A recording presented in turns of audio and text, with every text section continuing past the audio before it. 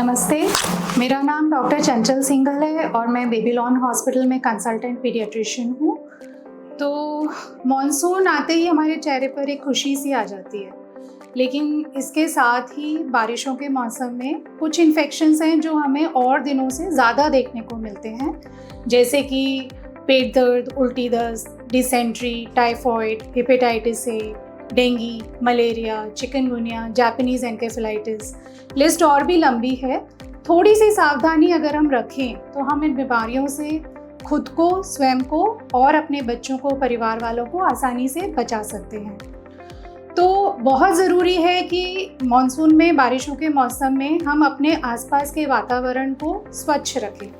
बारिशें होने से आस पड़ोस में, घर के अंदर या छतों पे, खुले एरिया में टूटे बर्तन होते हैं या कूलर होते हैं या सड़कों पे खड्डे होते हैं, उनमें पानी इकट्ठा हो जाता है, जिससे कि मॉस्किटोज़ को, मच्छरों को मल्टीप्लाई करने के लिए जगह मिल जाती है, ब्रीडिंग प्लेसेस होते हैं। तो ज़रूरी है कि हम हफ्ते में कम से कम 1 या 2 बार गश्त पे निकलें, पेट्रोलिंग पे निकलें, और जो भी इस तरह के एरियाज़ हैं जहाँ पे पानी रुका रह सकता है और मच्छरों को बढ़ने के लिए जगह प्रोवाइड कर सकता है, उसको साफ़ कर दें।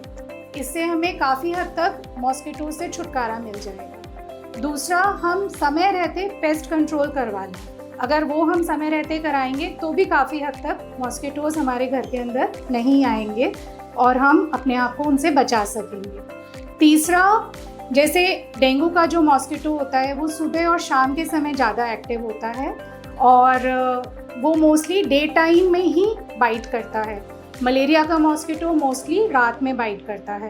तो सुबह और शाम के वक्त जब हम घर से बाहर निकलें या अपने बच्चों को निकालें तो बेटर है कि हम उन्हें पूरी आस्तीन के कपड़े पहनाएं, उन्हें ढक के घर से बाहर निकालें, या फिर बड़े बच्चों में हम मॉस्किटो रिपेलेंट्स भी यूज़ कर सकते हैं, जो रोल ऑन्स आते हैं या क्रीम्स आती हैं, वो भी काफ़ी हद तक सेफ़ होते हैं और हम बड़े बच्चों में उसे यूज़ कर सकते हैं। सिमिलरली घर के अंदर भी हम मॉस्किटो रिपेलेंट्स, जो कॉइल्स आती हैं या ऑल आउट वगैरह है, वो सब हम यूज़ कर सकते हैं, पर छोटे बच्चों से उनको दूर रखना ज़रूरी है। अगर हम मॉस्किटो कॉइल्स यूज़ कर रहे हैं तो बेटर है कि जिस समय हम कॉइल यूज़ कर रहे हैं उस समय बच्चों को उस एरिया में ना रखें। एक बार जब वो कॉइल आधा घंटा, 1 घंटा जल जाए, उसके बाद हम खिड़की दरवाजे थोड़ा सा खोल दें, स्क्रीन डोर्स लगे रहें और उसके बाद ही बच्चों को उस एरिया में लेकर के जाएं। प्रिकॉशंस रखने के बावजूद भी अगर कभी किसी को घर में तेज बुखार आ रहा है, ठंड लग के बुखार आ रहा है, जोड़ों में दर्द महसूस हो रहा है या फिर स्किन पे किसी तरह के कोई रैशेस दिख रहे हैं, तो ये डेंगू मलेरिया के लक्षण हो सकते हैं और बेहतर ये है कि हम जल्दी ही मेडिकल फैसिलिटी में लेकर के जाएं, डॉक्टर को दिखाएं और लक्षणों के अनुसार उसका उपचार लें।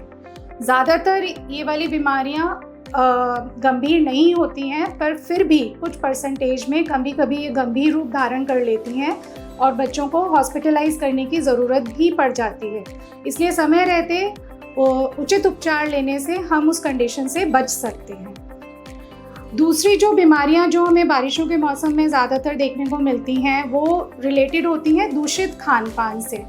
तो कोशिश करें कि पीने का पानी एकदम स्वच्छ हो, या तो पानी को उबाल करके और ठंडा करके काम में लें, या फिर हम घर में वाटर फिल्टर्स का यूज़ कर सकते हैं जो एब्सोल्युटली सेफ़ हैं। स्ट्रीट फूड खाने से बचें।